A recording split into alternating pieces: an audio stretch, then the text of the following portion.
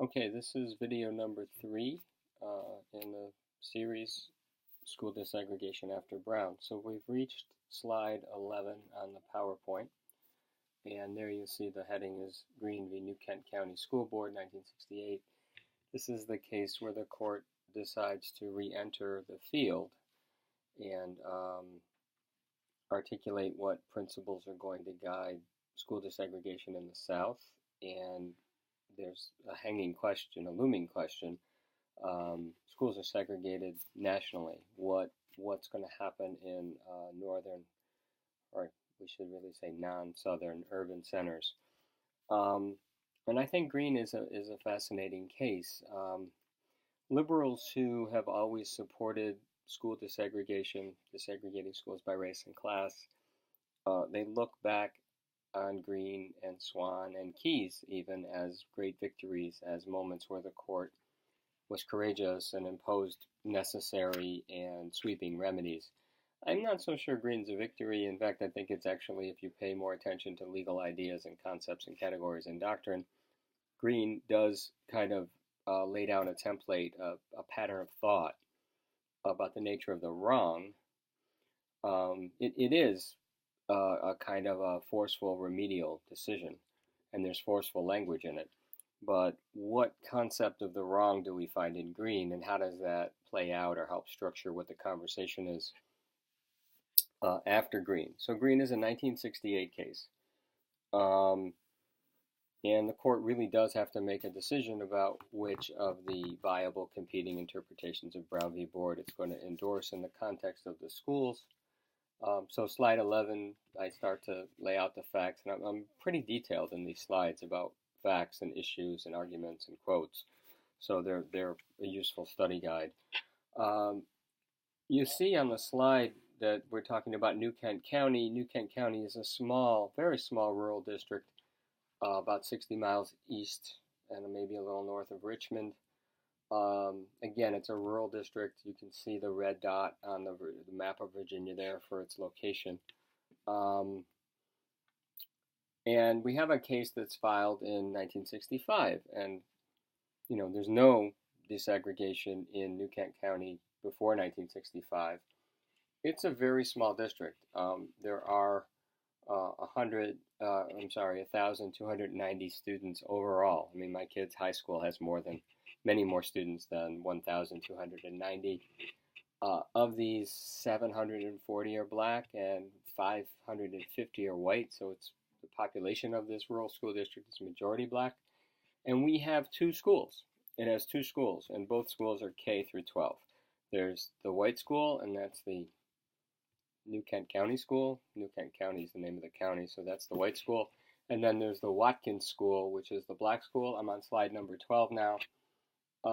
And a suit is filed to enforce Brown in 1965, and the district adopts, and the federal district court overseeing that initial case accepts a freedom of choice plan, where our answer to Brown is to let everybody in the district choose which school to go to. So slide number 13. Under the freedom of choice plan that's put in place after 1965, we have 115 black students who have chosen to go to the formerly white school, and no whites chose to attend the Watkins School, the black school. Because there's no residential pattern of segregation, I mean, it's not like whites and blacks live next door to each other, but they don't live far away from each other. They're sort of whites and blacks sprinkled throughout this rural area of Virginia. All you would have to do to desegregate both schools roughly along the population lines of the district as a whole would be to draw circles around the two schools and let people go to them based on living near them. The district is actually doing a lot of busing to maintain the segregation that hasn't been unsettled by its freedom of choice plan. So it's transporting students quite a bit to maintain the older pattern of two school systems, right? And Brennan, in this opinion, will call it a dual school system. So a zoning policy would be a remedy that would be effective. Slide number 14. So the issue is, does this freedom of choice plan, which does produce a little bit of integration, does that satisfy the duty imposed in Brown to achieve a system of admission to public schools on a non-racial basis? That's the language from Brown 2. Now note, when the opinion opens, we don't see the language from Brown 1. We don't see the flowery talk about education. We don't see the phrase equal educational opportunity. We see the remedial language from Brown 2, a correction of racial discrimination, right? And I think that's interesting. I think the court had felt that it had been criticized quite a bit for its reliance on sociological notions and its footnote 11 in Brown. And there was some conversation inside the court about this opinion and whether to talk about education and equal educational opportunity. And at the end of the day, they opted for a very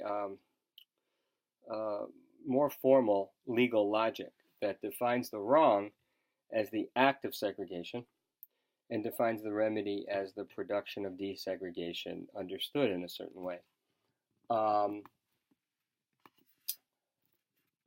So Brown, Brennan writes, had outlawed a pattern of separate white and Negro schools established under the compulsion of state law.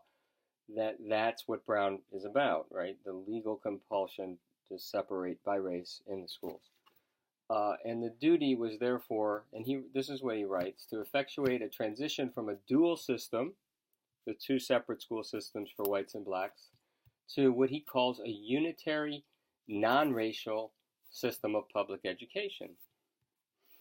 One might be forgiven if one wondered then or now what a unitary, non-racial system of public education would look like.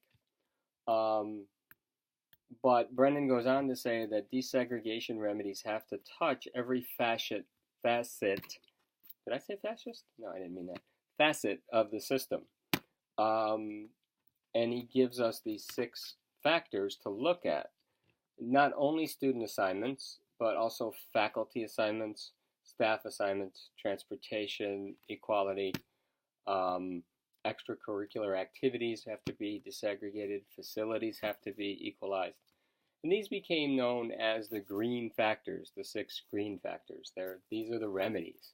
The wrong is intentional legal segregation. The remedy is desegregation along all of these dimensions of a school system. So it's rather sweeping and comprehensive in one sense, but it's also rather mechanical and simplistic in my view. What the remedy is a kind of a racial categorization and by the numbers racial balancing. That's going to right the wrong. Depends on what you think the wrong really was, right? On slide 16, I have some of the questions that I'm raising here. What's the nature of the wrong? The violation is the fact that the government did this to you. Again, this is tort logic. I leave my skateboard at the bottom of the steps. I shouldn't do that. You come down carrying a bag of groceries, you fall on it, you smash your head open. My negligence caused your injury, and I owe you damages, right? It's a logic of corrective justice. Wrong, and the remedy corrects the wrong. The wrong is the fact that the government did it to you. The wrong isn't a denial of equal educational opportunity or something even more amorphous and hard to get a handle on. We might call racial oppression or racial subordination. It's not that. The logic is to correct the wrong. And I'm asking you questions. I mean, what does it mean to transition from the dual system to the unitary system on this logic? Obviously, significant change is going to be required. Brennan's language with respect to these remedies is strong. You have to do this, and you have to do it now. No more deliberate speed. But the implication is there isn't an affirmative right to desegregation. Desegregation is a remedy the courts impose to correct the wrong. Brennan says districts must come up with plans that promise to work and to work now. What does it mean for desegregation as a process and its outcomes to work? What would it mean? How would we know that it's working? How would we know when we've transitioned from a dual system? I mean, I understand the dual system, that's pretty clear. I don't know what unitary quite means here, and when we're done, and when we've transitioned, and I'm not sure we're told.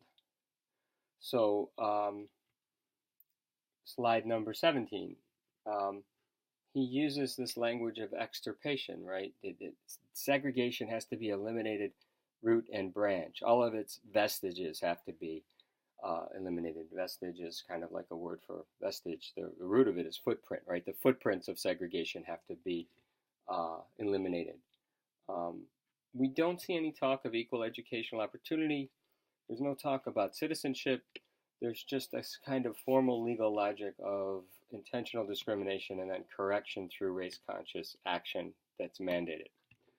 And, to me, it's a little sterile. It's like, well, is the problem really whether blacks and whites are in the same school together? Yeah, that would be the start. Martin Luther King often distinguished between desegregation and integration. Desegregation was the physical proximity.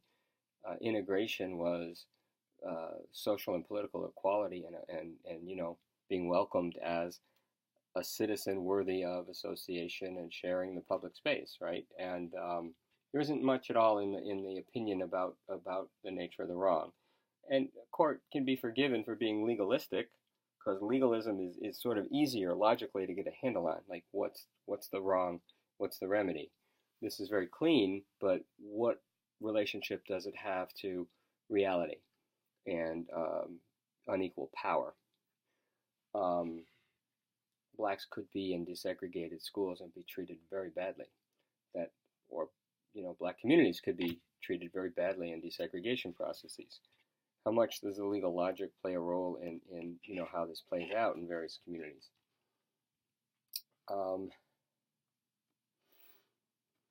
Now you could say, again, like Brown, it doesn't matter what the justification is. It only matters that the court ordered them to make sweeping changes. And that's why liberals look back on Green and Swan as victories and very powerful. Who cares what the court says about what it's doing? When it mandates desegregation, we move forward. Well, I think the answer to the question why desegregation, matters a bit more than maybe that. Green is important politically because after Green comes down, and by the way, Green comes down in May 1968, so King has been assassinated, and he's assassinated in April 1968, and in a few more weeks after this decision, Bobby Kennedy will be shot and killed. So it comes down in a context, right, and it is a forceful remedial opinion. Most existing desegregation plans in the South are now inadequate. So the court has finally articulated these standards about what's required, and what's been done so far isn't nearly enough, right? Not nearly enough change, nearly fast enough. So what happens after that is a lot of pending cases, hundreds really, are kind of reopened and re-examined, right? And the next case, Swan v. Charlotte Mecklenburg, is one of those. And on slide 18, you see a map of North Carolina, and the red county is Charlotte Mecklenburg. The city of Charlotte and the surrounding county were merged and became one school district in 1960. That merger didn't have anything to do with race or desegregation. It happened in Nashville, Tennessee as well. Consolidation was about business interest and economic growth. They didn't really worry about keeping blacks in their place because they thought they could do that and not worry about metropolitan consolidation as a problem. So this is a huge district, right? As of 1969, it covers 550 square miles. What does that mean? I think Staten Island is about 60 square miles, the island itself. I think all of the landmass in New York City of the 5 boroughs is, I don't know, I think it was 350-ish square miles. This is 550 square miles, so it's very spread out, very sprawling area. It has 107 schools and 84,000 students. This is not New Kent County, Virginia, with its 1,000 students, right? This is a huge metropolitan area, much like other metropolitan areas nationwide. There's a lot of racial isolation that has to do with housing, and the causes of housing segregation are many and complex. We do have the backdrop of the mandate to have racial segregation in the schools. That's what's unique about the South since World War II. Um, but you know, are there real significant differences between Charlotte and Boston or Denver or Detroit? Um, the student population in 1969 is 70% white, 30% black. Um, and there's a case filed in 1965, as in green, and the lawsuit does result in significant desegregation, but there's a problem, right? And the problem is the residential segregation and the difficulty of remedying that. So after Green, the civil rights lawyers go back in and they reopen the case, and they point out, this glaring fact. There are 24,000 black students in this large metropolitan-wide school district. More than half, 14,000 of the 24,000 still go to schools that are 99 to 100% black. So the desegregation process hasn't gone that far, right? And the problem is more severe the closer to kindergarten you get. In middle schools and elementary schools, there's much more segregation and isolation because the neighborhoods are segregated. So when the civil rights lawyers go back in, the district court judge says, well, let me hear what you have to say. It's obvious this isn't okay under Green. This is not root and branch. This is not eliminating all vestiges. There's too much segregation left. Let's see what your plans are. And there's a dispute about how much more is needed. The district says it will do more to desegregate high schools, but it doesn't want to touch the middle schools and the elementary schools. The district court retained his own expert. The judge's name was a guy named McMillan, and he got this guy named Finger to do the planning, and he accepted this plan that would make sure that there would be no school that had more than 38% black students or less than 9% black students, right? So there's a range, and you can see how that's sort of pegged to the 30% overall number of blacks in the school district population. It's kind of a rough racial balance approach. And the plan uses the methods that were used. They're controversial. We might create zones that are far apart from each other. We might rezone. We might pair schools, like you do grades 1 through 3 here and 4 through 6 over there. And it involved a lot of transportation, and the busing was two-way at the time. That there would be blacks leaving black neighborhoods to go to white neighborhoods for school, and whites being bused into black neighborhoods to go to the schools there. So this was the plan. The district appealed, and the Fourth Circuit Court of Appeals held that the district court went too far, that the order with respect to elementary school children just didn't make sense, wasn't required. And this frames the issue on appeal as, whether the district court judge exceeded his remedial authority under Brown and under Green. And the holding is no, the trial court acted properly, and it's a unanimous decision. We later learned that it really wasn't. There was a lot of dissension and conflict, and Brennan had to keep sort of rewriting Chief Justice Berger's opinion until he got it in the shape that he and the other liberals wanted it. So again, we open with the sort of remedial language from Brown too, right? So this is the opening. Swan and its companion cases arose in states having a long history of maintaining two sets of schools in a single system deliberately operated to carry out a government policy to separate people solely because of their race. That was what Brown was all about. That's the opening lines, right? Brown was about intentional, legally mandated segregation in the schools. Slide 23, right? This later became known as the Swan Dicta. Dicta is language in an opinion that's not essential to the holding because it's kind of off of the facts of the case. But Berger writes that if districts want to voluntarily pursue racial integration by assigning students to schools based on race to promote integration, they may. And it's kind of generally understood at the time that they may. This is later, as you know, this is later called into question in the 90s and in the parents involved case. But that's an educational policy, and it's a democratically taken decision. It's a different matter when we turn to what remedial authority the courts have to use race-conscious remedies. And here, right, the nature of the violation determines the scope of the remedy. We have no remedial power to order integration unless we have a violation, and that nature of that violation and the segregation it caused determines, how much and how long the remedy goes. And that's a little weird, right? Because how can you tell what the situation would be without the decades of intentional, legally mandated segregation? But the idea is to correct that wrong. Right, and then this opinion was written by committee, and it has many.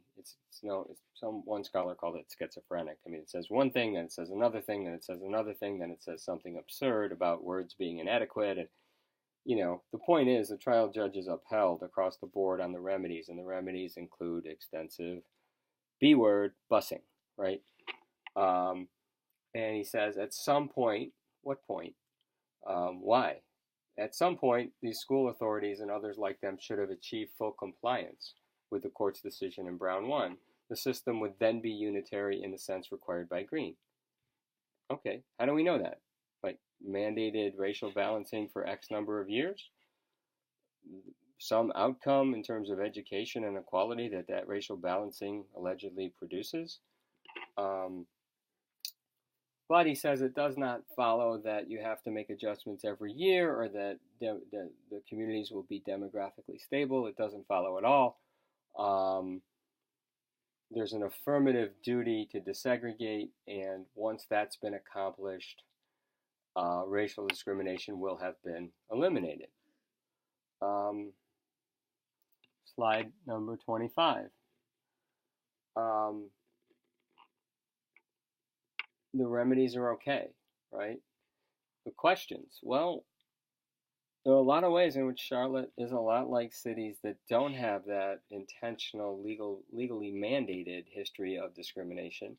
We would be learning soon after this decision, and while it was going on, that northern governments, districts, school districts, and governing bodies could take action, could do things with the intent to produce segregated schools, even if they didn't mandate segregation on the face of the law. They could gerrymander districts to account for population shifts. They could use portable classrooms if black schools got overcrowded. They could discourage blacks from going to predominantly white schools by changing feeder patterns from lower schools to higher schools, and so on and so on. So this wasn't a neat and clean distinction, segregation by law, segregation in fact. But the answer we get out of Green and Swan about the wrong is the intentional act. And that's what has to be corrected. We're not sure, right, what the role of housing segregation is going to be, whether somebody could try to make governments responsible for housing segregation, which is in turn responsible for school segregation. We just don't know. We don't know what it means for a desegregation plan to work. We do know that in the South, you're going to have to integrate the schools, and busing is going to be used. And why is that? Why do the courts require that of the bad old South? And is the logic real in terms of comparison with the non-South, right? So I'm at 24 minutes on this one, and we've covered Green and Swan. And the next slide, for the next video, slide 26, and I just want to begin the next piece with a little comment on Richard Nixon's use of the court. A good friend of mine wrote a brilliant book on Nixon and the Supreme Court, University of Chicago Press. It's called Nixon's Court. His name's Kevin McMahon. So I'm going to just tell you a little bit about Nixon's approach to this and how he started to turn working class whites toward the Republican Party, and busing in schools was probably the premier issue he used to make those rhetorical appeals. So in the next video, we'll look at the Denver case, which is the first northern case that the court examined, and the Detroit busing cases where the court drew a very sharp line between city and suburb. And that really just sort of, to me, Milliken's kind of the nail in the coffin, not that first time the court rejects or goes wrong in terms of civil rights reform. Okay, I'll stop there, and I'll see you for the fourth video. Bye.